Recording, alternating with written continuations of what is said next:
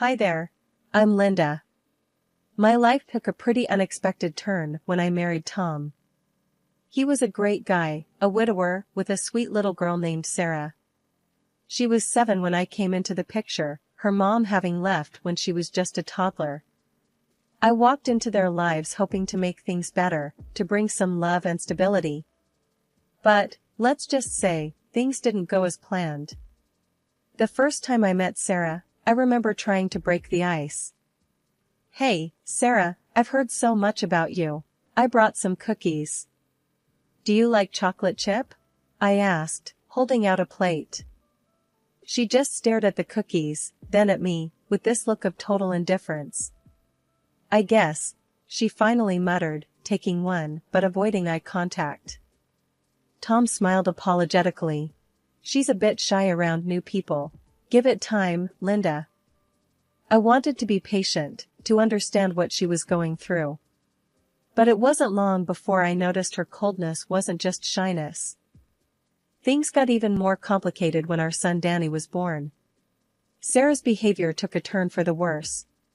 She seemed to resent him, seeing him as a threat to her relationship with her dad. One evening, I found Danny crying in his room. "What's wrong, sweetheart?" I asked, concerned. "Sarah said I'm a mistake and that Daddy doesn't love me," he sobbed. My heart sank. I confronted Sarah about it. "Why would you say something like that to Danny? He's your little brother." "He's not my brother. You're not my mom," she snapped back, her eyes defiant. Tom tried to mediate things, but it was like walking on eggshells. "Sarah, Linda's just trying to be a good mom to both of you." Sarah would roll her eyes. "She's not my mom. Don't forget that." It was tough. Every attempt I made to bond with her was met with resistance or outright hostility. And it wasn't just within our 4 walls. Her grandparents, Tom's parents, were another story. I remember one Sunday dinner, Tom's mom pulled me aside. "Linda, you need to try harder with Sarah. She feels left out since Danny came along." I was frustrated. "I've been trying, but she won't let me in. It's like she's decided to hate me no matter what I do." Tom's dad chimed in. "She's just a child, Linda. You're the adult here. You should make more of an effort." It felt like a no-win situation. I was trying my best, but nothing seemed to work. Sarah had built a wall around herself, and I just couldn't find a way through. As she grew into her teens, Sarah's behavior only got more challenging.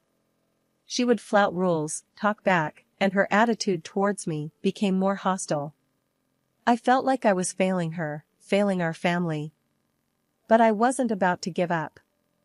I just hoped that someday, somehow, we'd find a way to come together as a real family. Sarah's teenage years were like navigating a minefield. Every conversation felt like a potential explosion. I remember one morning trying to talk to her about school. "Sarah, why weren't you in school yesterday?" I asked, trying to keep my voice calm. She just shrugged, pouring herself a bowl of cereal. "Didn't feel like going." "But your education is important," I persisted. "You can't just skip school whenever you want." Sarah rolled her eyes, a smirk playing on her lips. "What are you gonna do, ground me? You're not my mom." I felt a flash of frustration. "I'm not trying to replace your mom, Sarah. I just care about you." She scoffed, her voice dripping with sarcasm. "Yeah, right. You just want to make sure your perfect little family looks good." I was at a loss. How do you reach someone who's determined to keep you out? Tom, bless his heart, tried to bridge the gap between us. One evening, he sat down with Sarah, trying to have a heart-to-heart. "Sarah, Linda's just trying to help," he said gently. "She cares about you." Sarah's response was cold and bitter. "She's not my mom, Dad. Stop trying to make her into something she's not." Tom looked defeated, his usual optimism faltering. "I know she's not your mom, but she's part of our family now. We need to try to get along." Sarah just got up and left the room, her silence speaking volumes. Tom's parents were another hurdle. They seemed to believe that I could do no right by Sarah. During a family get-together, Tom's mom pulled me aside again. "Linda, you need to be more understanding of Sarah's feelings," she said, her tone implying I was being heartless. I felt my patience wearing thin. "I've tried, but she won't let me in. It's like she hates me." Tom's mom just shook her head. "She's a sensitive girl. You need to try harder." It was like talking to a brick wall. No matter what I said, it seemed to fall on deaf ears. They had made up their minds about me, and nothing I could say or do would change that. The tension in our house was palpable. Danny, who was just a little boy, often got caught in the crossfire of Sarah's outbursts. He didn't understand why his sister was so hostile. "Why does Sarah hate us, Mom?" Danny asked one night, his little face scrunched up in confusion. I hugged him close, trying to shield him from the harsh reality. "She doesn't hate us, Danny. She's just going through a tough time." But even I wasn't convinced by my own words. Sarah's behavior was more than just teenage rebellion. It felt personal, targeted. And I couldn't help but feel responsible, like I was the catalyst for all this discord. I lay awake many nights, wondering where we had gone wrong. Was there something I could have done differently? Some way I could have reached out to her that I hadn't thought of? The questions haunted me, but answers were nowhere to be found. The day I got the call from the local police station about Sarah, my stepdaughter, felt like a punch in the gut. I was in the middle of a meeting when my phone vibrated relentlessly. Excusing myself, I stepped out to answer what I assumed was another of Sarah's school-related issues. "Mrs. Johnson, this is Officer Martinez. We've detained your stepdaughter, Sarah. She's involved in a vandalism incident." The officer's voice was firm, almost disapproving. "Vandalism? Are you sure we're talking about the same Sarah?" I stammered, my mind racing. "Yes, ma'am. Sarah Johnson, 15 years old. We need you to come and pick her up." I felt a mix of anger and embarrassment. "I'll be right there," I replied, feeling the eyes of my colleagues on me as I hurried out. At the station, Sarah was slouched in a chair, her arms crossed, an air of defiance about her. She looked up as I approached, her expression one of annoyance rather than remorse. "Sarah, what in the world were you thinking?" I asked, trying to keep my voice even. She rolled her eyes, her voice dripping with sarcasm. "Oh, relax, Linda. It's not like I killed someone. We just sprayed some paint. No big deal." I was aghast. "Not a big deal?" "Sarah, this is illegal. You could be in serious trouble." Sarah snorted, standing up. "Well, I'm not. Can we go now? This place is depressing." The car ride home was a tense silence. I knew this was a conversation for both Tom and me to handle, but with him away on a business trip, I felt overwhelmed and alone. That evening, with Danny asleep, I made a call to Tom. "Tom, we have a serious problem with Sarah," I said, my voice shaky. "I know, Linda, the school has called me a few times already." "What's happened now?" Tom sounded tired. "She was detained by the police today, Tom. For vandalism," I explained, the severity of the situation hanging heavily in the air. There was a pause on the other end. "Jesus, Linda. I don't even know what to say." "We need to get her help, Tom. Therapy, counseling, something. She's out of control," I urged, feeling desperate. Tom sighed, the sound heavy and defeated. "Okay, I'll be back in 2 days. We'll sort this out." I hung up, feeling a small sense of relief, but mostly dread for what was to come. When Tom finally sat down with Sarah to discuss therapy, it was like igniting a fuse. "I'm not going to any shrink," Sarah spat, her eyes blazing. "You can't make me." Tom, trying to remain calm, countered, "It's not about making you, Sarah. It's about helping you." Sarah laughed, a harsh, mocking sound. "Help me? Please? You just want to dump me on someone else, because you can't deal with me." Tom's patience was wearing thin. "That's not true, Sarah, and you know it." We're worried about you. She stood up abruptly, her chair scraping loudly against the floor. Save it, Dad. I'm not your little project. I'm out of here. And with that, she stormed out, the door slamming shut behind her. The next thing we knew, she was at her grandparents', refusing to come home or even talk to us. Tom and I were left in a state of shock and helplessness. Our family felt like it was falling apart at the seams, and at the center of it all was Sarah, a teenage girl we just couldn't seem to reach no matter how hard we tried. Things hit rock bottom the day Sarah decided she'd had enough of our rules and bolted to her grandparents'. Tom and I were left in a state of shock and dismay, our family home feeling emptier than ever. Sitting in the living room, Tom kept glancing at his phone, the silence between us heavy and uncomfortable.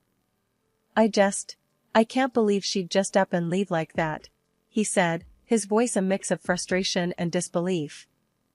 I exhaled deeply, feeling a storm of emotions brewing inside me. Tom, she's out of control. We can't just let her walk all over us. It's not right. Tom's expression was one of defeat. I know, Linda, I know. But what can we do? She's just not listening to us. Determined to get some answers, we decided to call Tom's parents. The conversation, however, quickly turned sour. Mom, this is Tom. We need to talk about Sarah, Tom began, trying to keep his voice level. His mom was quick to defend Sarah. Oh, Tom, she's just so distraught. She feels like Linda's pushing her away, trying to send her to a therapist like she's some sort of problem. I couldn't keep silent. That's not it at all. She's been getting into trouble, and we're worried about her. I snapped back, my patience wearing thin. Tom's dad jumped in, his voice bristling with irritation. Linda, you're just not understanding her. She's a delicate girl, and you've been too harsh. I felt my blood boil. Too harsh? She's been acting out, breaking laws. We're trying to do what's best for her. Well, she's staying here now. We'll handle it our way, Tom's mom retorted, her tone dismissive. Tom and I exchanged a look of frustration and helplessness. You're just going to let her skip school and hang out with God knows who? Tom challenged, his voice rising. She's just going through a phase. She'll settle down, his dad said nonchalantly, as if Sarah's behavior was no big deal. After the call, the sense of powerlessness was overwhelming. It was as if Sarah had everyone wrapped around her finger, and we were the villains for trying to impose some boundaries. In the following days, Sarah's absence cast a shadow over our home. Her room, untouched and gathering dust, was a constant reminder of the rift in our family. We sent money to Tom's parents for Sarah's expenses, but it felt like throwing money into a bottomless pit. There was no improvement, no change, just silent acceptance of her rebellion. One evening, as I tucked our son Danny into bed, his little face clouded with confusion. Mom, why did Sarah leave? Doesn't she like us anymore? I stroked his hair gently, fighting back my own emotions. Danny, it's complicated. Sarah's dealing with a lot right now. But we love her, and we're here for her whenever she's ready. Walking out of Danny's room, the weight of our family's situation hit me full force. We were a family torn apart, not by distance, but by defiance and misunderstanding. And at the heart of it all was Sarah, a girl I had hoped to embrace as my daughter, now a stranger living under another roof. For years, our house had been calm, almost too calm, without Sarah's tumultuous presence. Then, out of the blue, she showed up at our doorstep, her announcement as unexpected as her visit. Tom and I were in the kitchen when she walked in, a confident, almost brash look on her face. Hey, she said casually, as if she hadn't been away for years. Sarah, what are you doing here? Tom asked, surprise written all over his face. I've got news. I'm getting married, she declared, a smug smile playing on her lips. Tom and I exchanged glances, a mixture of shock and cautious optimism in our eyes. That's great, Sarah. Congratulations, I managed to say, though a part of me remained wary. Yeah, thanks. But here's the thing, Sarah continued, getting straight to the point. I need money for the wedding. Tom's expression hardened slightly. Money? Sarah, you haven't been home in years, and now you show up asking for money? Sarah rolled her eyes. Come on, Dad. It's not like you can't afford it. And it's not like I'm asking for much. I could feel the tension in the room escalating. Sarah, it's not just about the money. You can't just walk back into our lives and expect us to. Look, Linda, Sarah cut me off, her tone dismissive. I'm not asking for your opinion. I'm asking Dad for a favor. The audacity of her request left me stunned. Sarah, we're a family. We make these decisions together, I said firmly. Sarah scoffed. Please, you're not my family. You're just the woman my dad married. Tom intervened, trying to keep the peace. Sarah, that's enough. Linda's right. We're a family, and we make decisions together. She looked at Tom, her expression softening slightly. Dad, please. It's my wedding. I just want it to be perfect. Tom sighed, running a hand through his hair. We'll think about it, Sarah. But you can't just expect us to hand over the money without some discussion. Sarah's demeanor shifted then, as if realizing her approach wasn't working.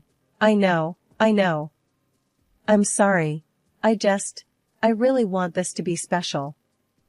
After she left, Tom and I had a long talk.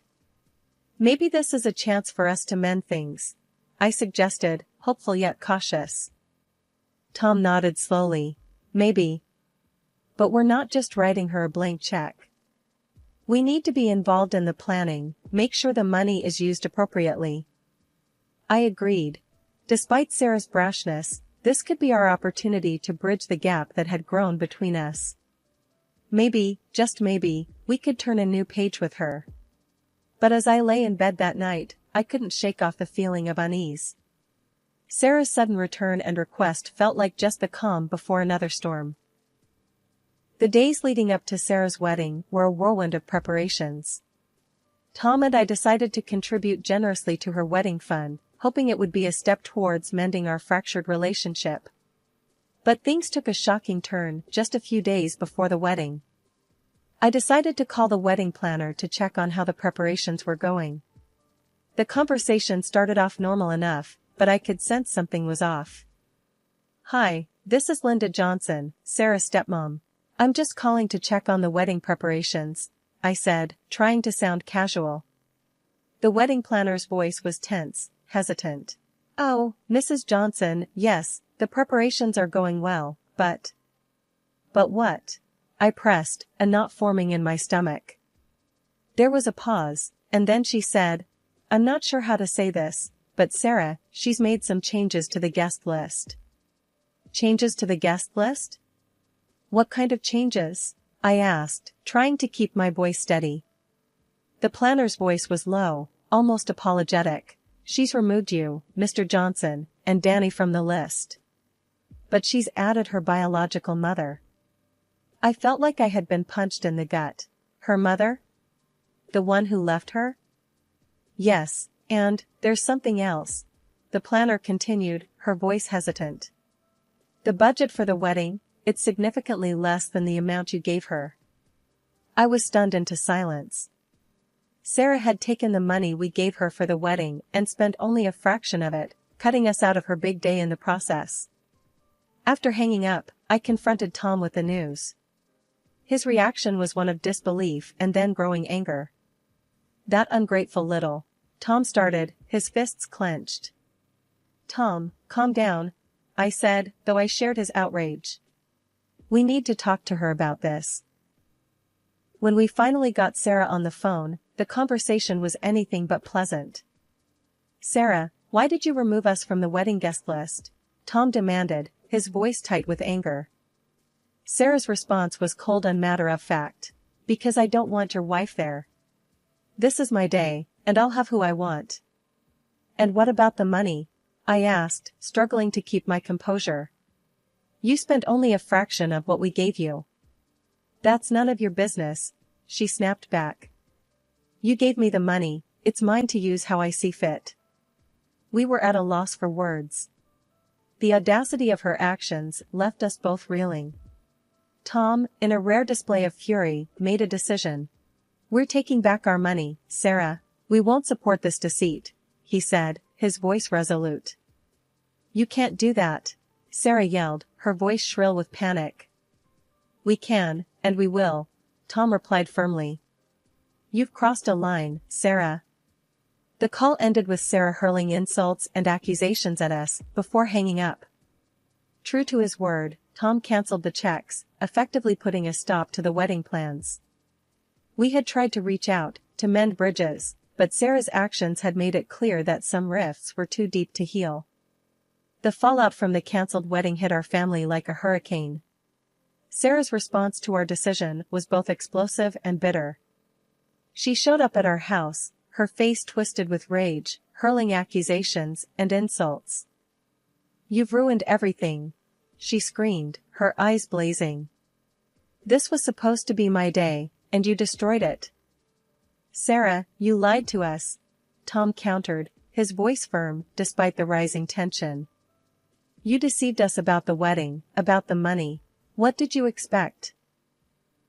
I expected you to back off and let me have my day, she retorted, her fists clenched at her sides. You excluded us from your wedding, Sarah. You took the money for yourself, I added, trying to reason with her. Because it's what I deserved.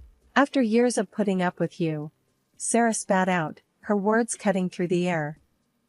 The argument escalated until Sarah, in a final burst of anger, stormed out of the house, swearing she'd never forgive us. In the aftermath, Tom and I were left to pick up the pieces. The situation worsened when we received a call from Tom's parents. They were furious, initially blaming us for the wedding debacle, but then, their anger took a different turn. Linda, Tom, we need to tell you something, Tom's mom said over the phone, her voice shaking. After Sarah left our house, we discovered she took some of my jewelry. Valuable pieces. Tom and I were stunned into silence. She stole from you? Tom finally managed to say, disbelief coloring his tone. Yes, his dad replied, the disappointment evident in his voice. We never thought she'd do something like this to us. Are you going to report it? I asked, a mix of concern and shock in my voice. No, we can't bring ourselves to do that to our granddaughter, but we're so hurt, Tom's mom said, her voice breaking. The revelation was a bitter pill to swallow. It was one thing for Sarah to lash out at us, but to betray her own grandparents in such a way was unthinkable. Days turned into weeks, and there was no word from Sarah. Tom held on to hope that she would come to her senses and reach out, but I wasn't so sure. Tom, do you really think she'll come back after all this? I asked one evening, as we sat in our quiet living room. Tom looked out the window, a far-off look in his eyes. I don't know, Linda. I hope she does. I hope she realizes the mistake she's made and wants to make amends. I sighed, feeling a deep sense of uncertainty. I don't know if she ever will, Tom. The Sarah we knew seems to be long gone. Tom nodded, his expression somber. Maybe you're right. But she's still my daughter. I can't give up hope. As time passed, the silence from Sarah became a new norm. We heard nothing about her whereabouts or well-being. Tom's parents, too, were left in the dark, their feelings of betrayal mingling with worry for their granddaughter. In our home, life went on. Danny grew older, and we focused our energy on him, ensuring he felt loved and secure. But the shadow of Sarah's actions lingered, a reminder of the broken bridges and unhealed wounds in our family. I often found myself wondering about Sarah, about where she was and what she was doing. My feelings were a complex mix of anger, disappointment, and a faint glimmer of concern. Tom remained hopeful, but deep down, I doubted if Sarah would ever return to us, if she would ever seek the help she so desperately needed.